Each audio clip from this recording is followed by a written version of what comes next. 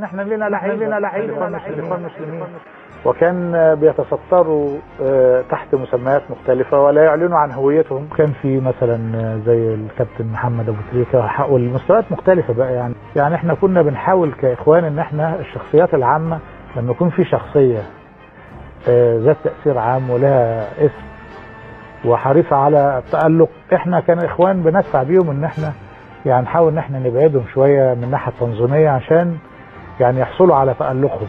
وده في ظل المرشحين لرئاسة الدولة لم أجد سوى مشروع النهضة، وأعتقد أن مصر محتاجة لمؤسسة كبيرة زي حزب الحرية والعدالة وزي جماعة الإخوان المسلمين منتشرة في ربوع مصر.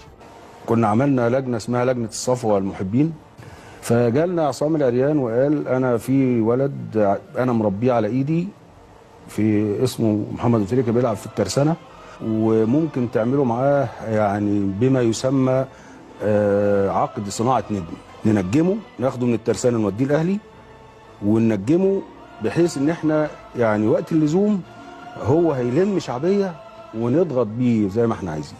سيحضر معنا يوم الجمعة القادم الكابتن محمد أبو تريكة، وهو يدعو كافة المسلمين وجمهور أرقص الأهلاوي التوجه إلى الميدان رفعا عدوية يوم الجمعة القادم حفاظا على الشرعية وتأييدا للدستور. شوف هنصرف عليك وهنظبطك وهنعملك، وانت خليك كده يعني راجل العب في المنتخب وعيش حياتك وخد فلوس وزقطط وانبسط، بس وقت اللزوم ساعة ما نحتاجك تمام يا فندم.